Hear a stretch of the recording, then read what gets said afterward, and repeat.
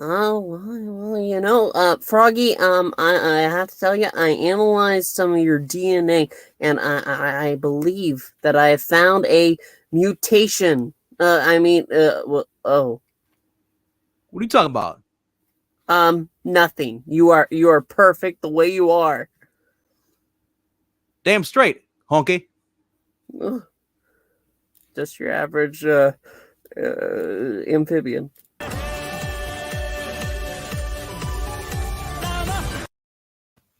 Hello, everybody. My name is Kamala.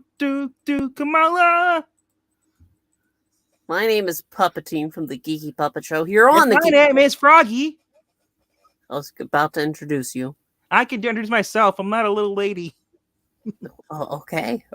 You're not my favorite Froggy. I'm a big frog now. Copy strike? No. It's 4 seconds. We're safe, Rhaegar. Don't worry. No, we're not. Rhaegar's here. Oh no. Danger. But yes, we're in the danger zone.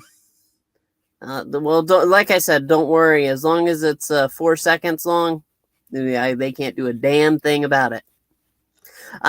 But anyway, we're here to talk about Miss Marvel. The season finale has come, and it's a big deal. The things are wrapping up, and I was actually feeling kind of ready to talk about it last night, but I sadly had some puppet duties that kept me from it. So we're here now to discuss it. We need to get you out of that little shack you're living under the bridge. I can't. It's America. Your dreams will come true. One day you won't have to work under the bridge. You can work on top of the bridge. Well, when puppets have equal rights, maybe. But anyway, getting back to this episode, Puppet lives matter. Puppet lives matter. Well, yes, they do. Anyway, legs.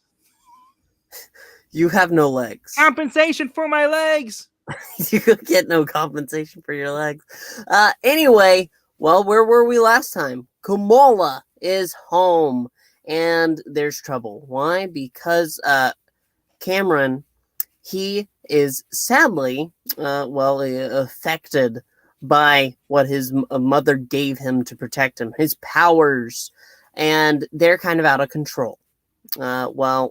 Thankfully, Kamala, after learning that the convenience store that Bruno basically runs blows up, after she learns about that, she goes to try to track him down, get to him, because, damage control is on their tail, and Kamala is the superhero of the group, there to help.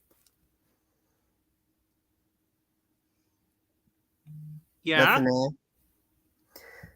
Well, are we at the part where they're on the couch? She's gonna tell everybody. So I just keep going. Well, yeah, she was on the couch. Yeah, that's kind of funny because her brother, her brother tried to make a little joke and stuff, saying he knew all along. What? I didn't know. And it turns out her mother had already told her the father, who happened to be on speakerphone. Yeah. With his brother, with her brother, and her sister-in-law. Yep. And he makes a joke. Oh, it's so much easier. The father is just so, I don't know, simple in the show. He's definitely he's the ditzy dad, and it's fun. But Kamala actually is realizing she has to go. But before that, her mother gives her a super suit. It's a little random, but you know what? That's fine. No, not her mother knew. Remember, her mother made the costume for her before, and she didn't like it. This time, her mother decided to do it more realistically, and this time we actually got to see that Kamala. At this point, I wasn't sure what her weight was because she wears a lot of baggy clothes. She's a lot skinnier than I thought she was. No, I'm not saying she's fat. No, I'm just saying I had no idea because she always wears those big, huge, baggy boy kind of clothes. Now you see her in this. It's like in the main costume towards the end. It's like, wow, she slimmed. Sure. But we have to go ahead and discuss. Basically, they figure out, okay, where do we go from here after she catches up with Bruno and Cameron? I just want to point out, mild-mannered, it's always been described as Clark Kent, who played dumb around everybody else. Hello to Tillium, who's in the audience, and also a Skip and Tosh. Hello to you. Yeah, okay, yes. I don't mean ditzy in a bad way, Maranya. No, but compared to the mother and everybody else, you can tell he's a bit not all there. Like he's all there. He's just goofy. He's a goofy? Are you saying he's like Goofy and the Disney? No, I didn't say he's a dog cow thing. I didn't I said that he's a little goofy, and there's he's a little slow, but it's not bad. He's not Simple Jack. He's not that bad. He's not like my dad. Your dad's awesome, bro. No, Frank is not awesome. We don't want to talk. We don't talk about Frank. He's actually here right now in the background. He heard what you said. You know, son. I'm going to go now. You there? Yeah, he's there. Son. Yeah. Son, I want to tell you that you're a dumb idiot. I'm not here anymore, Dad. You never were, son. That's the problem. Jeez. Wow, that was harsh. That was harsh. Yeah, you better go, Frank. Oh, yeah, whatever. I'll be back. Yeah, go ahead. Frank. So actually, Maranya has a point. Yes, it was interesting how they were able to team up together and actually kind of bond. You know, compared to the other episode, this actually was all the way through. I was entertained all the way through. I understand the other episode was kind of rushed towards the end, but this episode did not feel rushed. It felt normally paced, and I think it actually ended pretty well. So yeah. Basically, Damage Control's after them. They formulate a plan. And they're racist. At least that one is. Yes. The female agent of the Damage Control is definitely problematic. She definitely profiles. And ultimately, the day's saved. Like we said, Cameron, Carman. No, not Carman. Kamran. Yes, thank you. Cameron. Cameron. It's not Cameron. I know. I'm making fun of you. Yes, please make fun of me. It's easier make that fun way. of my boy. Oh, jeez. No, I'm still here eating my sandwich. What kind of sandwich is it? They got pickles on it? A little bit of that, and it's got some more anchovies and some cheese. 2 loaves of bread. Sounds great. God, help me. Lord, give me strength. Help me. Where were we? Yes. But they do team up. They're able to get Kamran to a friend that takes them to the Red Dagger group. And they're going to help him. It's a promise to Kamala because he's not bad, even though his mother was bad. And even though in this episode it looks like he may have a little turn. But after that, that's pretty much all there is. Yeah. It wraps up pretty nice. There are 2 major drops in this episode, though. The very end credit scene, but before that, though, there's something that Bruno says to her after this. He says before he goes to college. Yeah, he says, Kamala, I was looking at your blood samples and stuff. Your DNA, it's not normal. It's altered. She's like, what? It's mute. Yeah, it's like it has a mutation. Yes. They're saying that she's a mutant because Inhumans are now gone from Marvel history and MCU. I want to go ahead and just say it is hilarious, absolutely hilarious.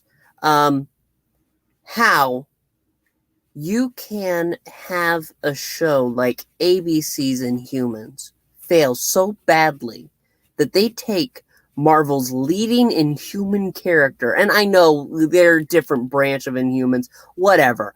Their leading Inhuman character and they make her a mutant. It's hilarious. To be fair, the Inhumans are kind of boring. Yeah, a little bit. Leaving out details. And screw the Inhumans. They tried to kill the mutants off. I'm not sure exactly what you're referencing. No, actually, no. The whole So Kamran and Bruno, they were running away from the damage control. They went on the subway train. Kamran's got basically same powers as Kamala, so his are yellow, green. And so basically they go to the mosque, and then they're told that they can't be there. Damage control comes in, doesn't even show a warrant.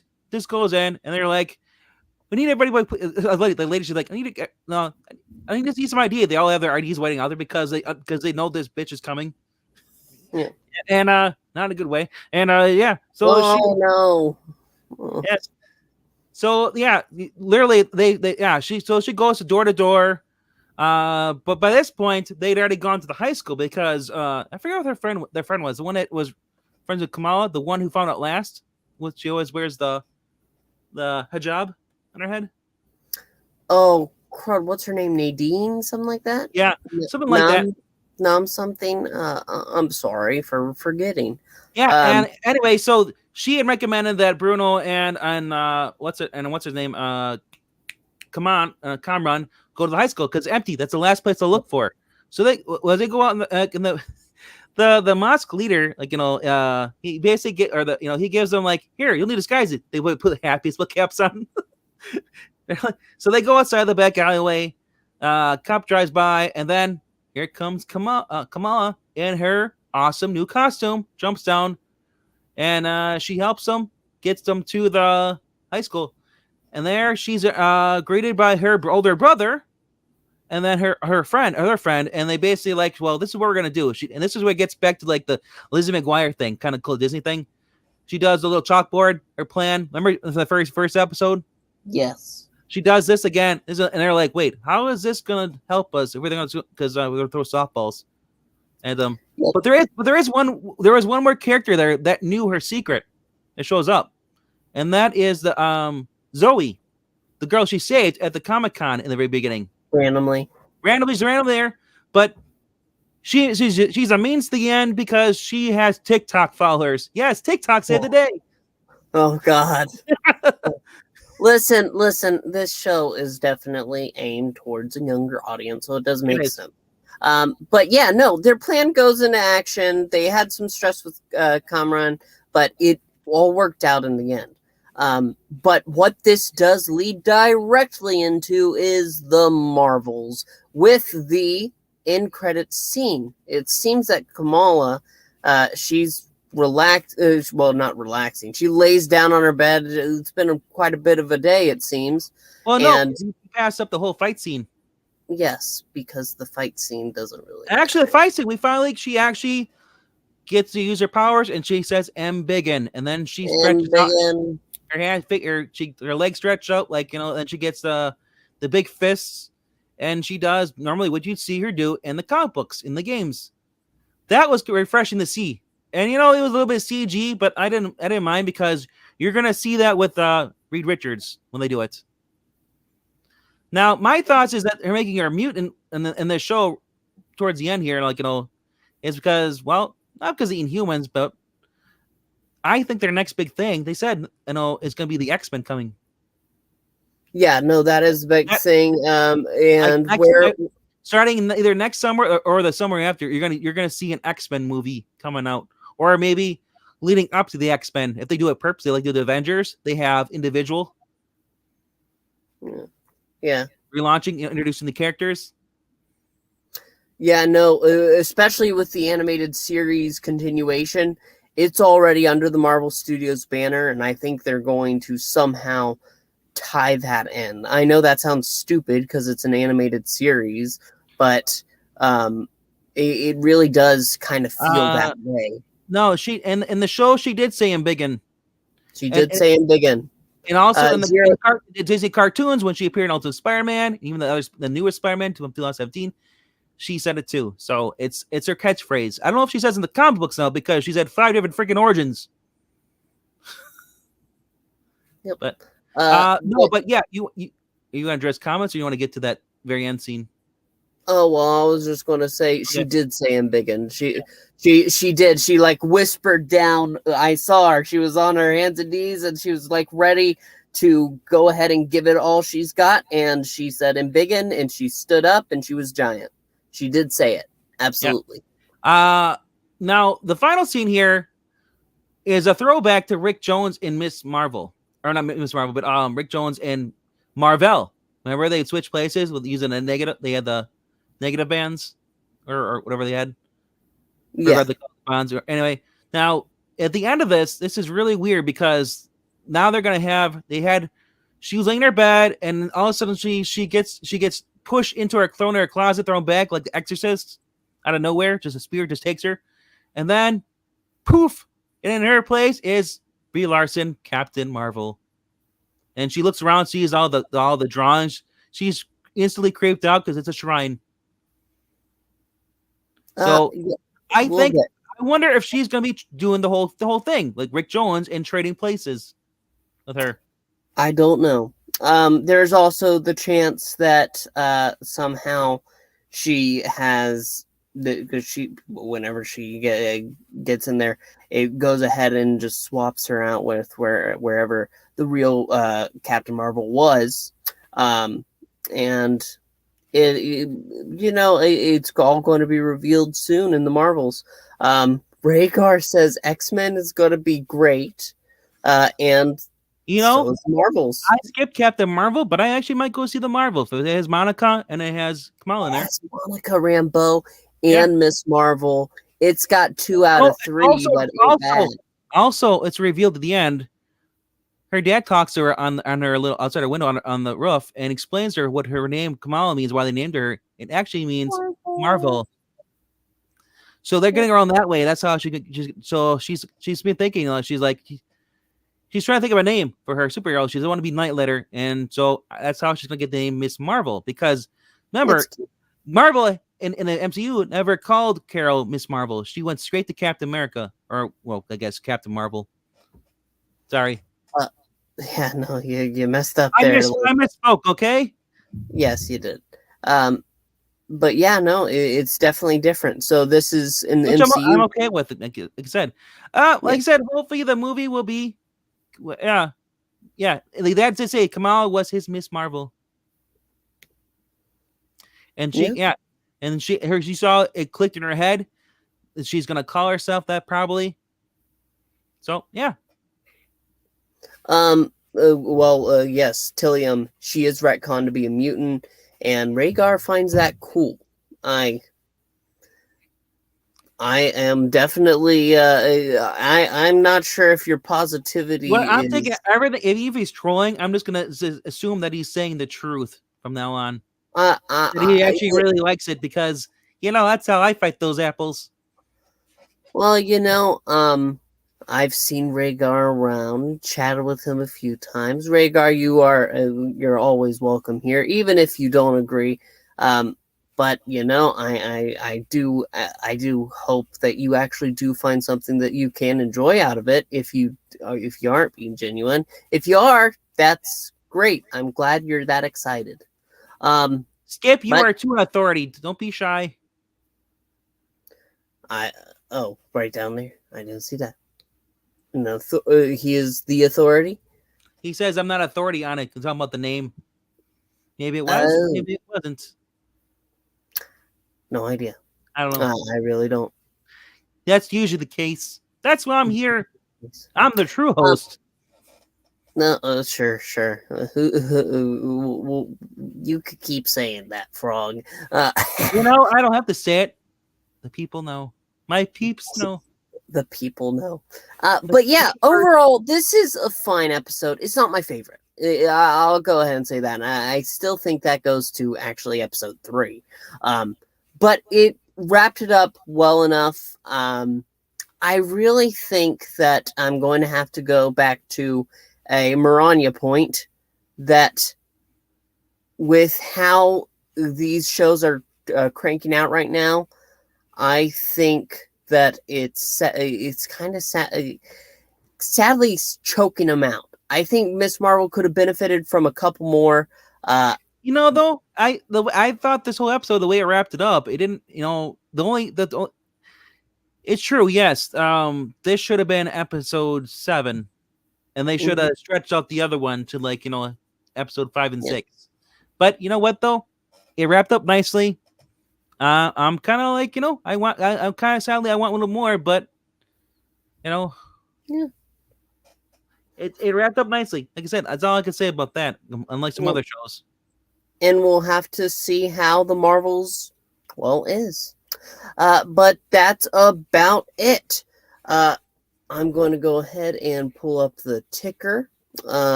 Please make sure to like, comment, and subscribe. Leave your thoughts below if you're watching after. Also, make sure to check out the Ko-Fi if you can. Links are down there for a reason. Helps out the channel a lot, and we appreciate you watching. But we have to go ahead and go now. Thank you so much for watching. We'll see you next time. Bye!